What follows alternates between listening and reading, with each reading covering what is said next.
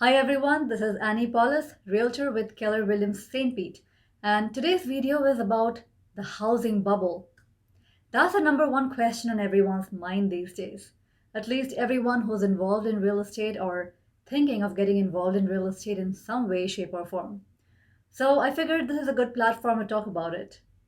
You might have heard some people talk about the warning signs that look all too familiar to them. Agents across the US are being bombarded with the ultimate question: are we in a housing bubble? A lot of experts are speculating whether the US housing market has peaked. So let's take a look at three key market indicators and what they mean. Before we begin, remember to like this video and hit the subscribe button to help my channel with the YouTube algorithm. So number one, the first key indicator is the supply and demand. Historically low mortgage rates and tons of people working from home due to the pandemic made the housing market white hot last year. Demand was high and supply was low, leading to this cutthroat competitive market where, according to a Redfin report, 54% of homes sold above list price. Last year, home values appreciated an average of nearly 15% across the nation.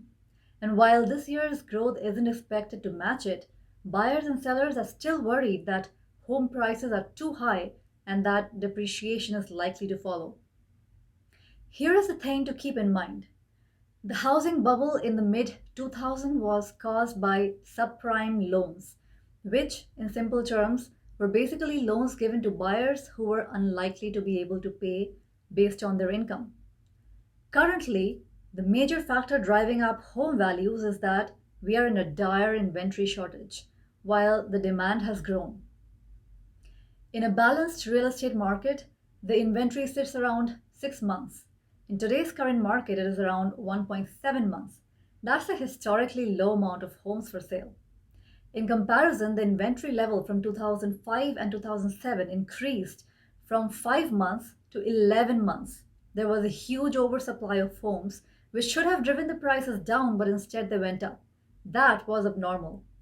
So, going back to the basics of economics, the law of supply and demand states that the higher the demand, the higher will be the price, and vice versa. And that makes sense, right? And that's normal, and that's exactly what we had been experiencing these past couple of years. Number two, cost of renting versus home ownership. The buying and selling frenzy that contributed to the market collapse in 2008 was fueled not by tactful financial decisions, but a countrywide case of fear of missing out. The mortgage industry made it super easy for people to obtain home loans, much higher than what they could actually afford.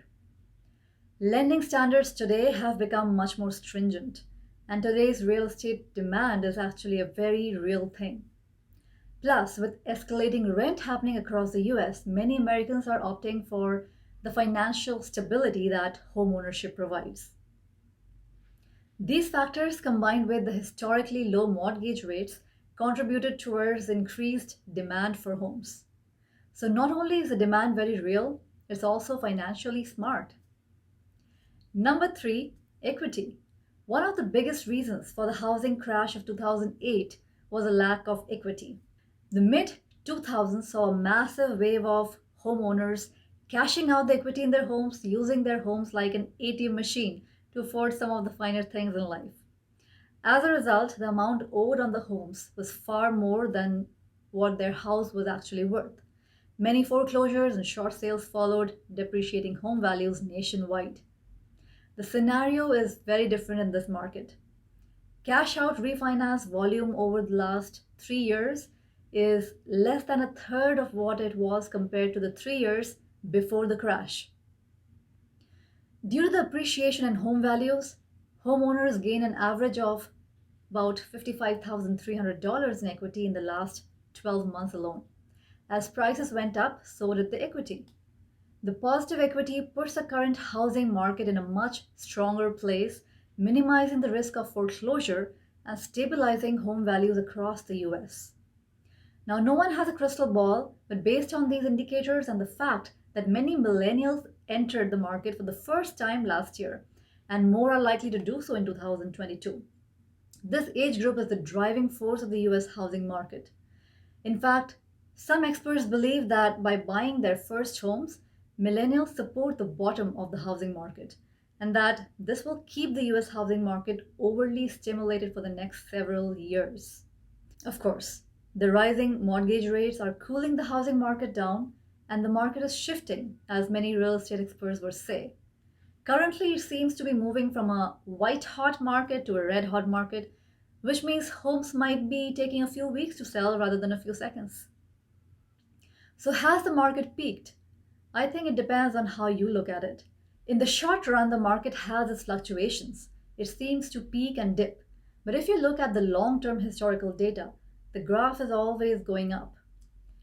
So I hope this video helped answer some of your questions. Let me know in the comments below what are your thoughts. Also, like and subscribe to my channel to stay tuned to my upcoming videos. I will talk to you soon. Bye for now.